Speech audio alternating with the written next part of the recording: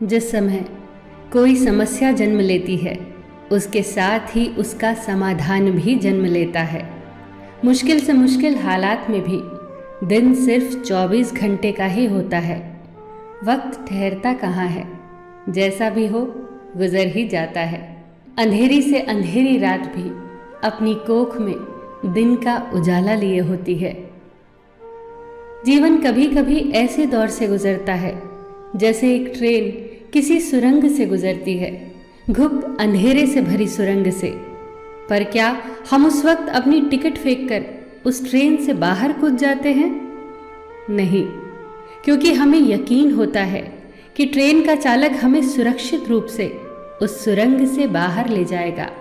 जिंदगी की ट्रेन भी जब दुखों और मुसीबतों की सुरंग से गुजर रही हो, चारों ओर अंधेरा दिख रहा हो, तभी तो ज़रूरत होती है उस भरोसे की, जिंदगी के ड्राइवर पर भरोसे की, जो पार ले ही जाएगा। बस याद रखना कि कभी कभी सुरंग बहुत छोटी होती है और कभी कभी बहुत बड़ी, पर आखिरकार ये है तो एक सुरंग ही, जिसके दूसरी ओर उजाला ही उजाला है। बस भरोसा मत खोना। शाखाएं अगर रही तो पत्ते भी आएंगे, ये दिन बुरे हैं तो क्या हुआ, अच्छे भी आएंगे। एक घर में 5 दिए जल रहे थे। एक दिन पहले दिए ने कहा, इतना जलकर भी मेरी रोशनी की कोई कद्र नहीं, आज मैं सबके लिए व्यर्थ हूं, इससे तो बेहतर है कि मैं बुझ जाऊं। ये कहकर वो दिया बुझ गया। जानते हो वो दिया कौन था?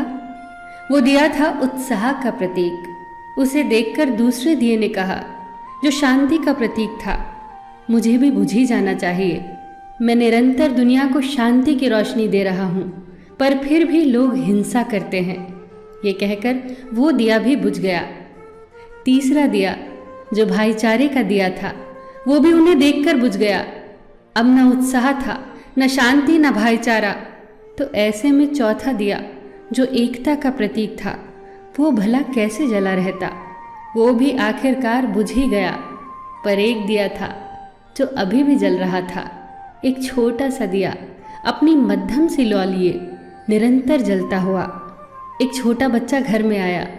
उसे 4 बुझे दियों को देखकर अफसोस नहीं हुआ, बल्कि 5वें जलते दिए को देखकर वो खुशी से झूम उठा और उस नन्हे से दिए से उसने वो 4 बुझे दिए फिर से रोशन कर दिए। जानते हो वो दिया कौन सा था? वो दिया था उम्मीद का दिया, आशा का दिया। उम्मीद वक्त का बहुत बड़ा सहारा है उम्मीद तो हर लहर किनारा है। मुश्किल वक्त में अगर किसी चीज़ की बहुत ज़रूरत है तो वो है उम्मीद की, आशा की, सहयोग की, एक दूसरे के साथ मिलकर खड़े होने के एहसास की। बात उन दिनों की है जब द्वितीय विश्व युद्ध चल रहा था। जर्मनी के बम वर्षकों का खौफ सब तरफ था। लंदन में दूध की एक लंबी लाइन लगी थी। दूध बांट रहे व्यक्ति ने कहा, केवल एक ही बोतल बाकी है, बचे हुए लोग कल आए। आखिर में दूध की बोतल जिस व्यक्ति के हाथ आई, उसके ठीक पीछे एक महिला खड़ी थी, जिसकी गोद में एक छोटा सा बच्चा था। दूध न मिलने के कारण उसके चेहरे पर चिंता की लकीरें उभर आई। पर यह क्या, दूध बांटने वाले व्यक्ति ने दूध की बोतल उसके हाथों में दे दी। वो चौंकी। हुआ यूं कि उसके आगे खड़ा व्यक्ति पंक्ति से हट गया, जिसके कारण दूध की बोतल उस औरत को मिल गई। लाइन में खड़े सभी लोग उस व्यक्ति के लिए जोर जोर से तालियां बजाने लगे। उस व्यक्ति ने उस औरत के पास जाकर इतना ही कहा, आपका बच्चा बहुत प्यारा है, ये इंग्लैंड का भविष्य है, इसकी परवरिश बहुत अच्छे से करना।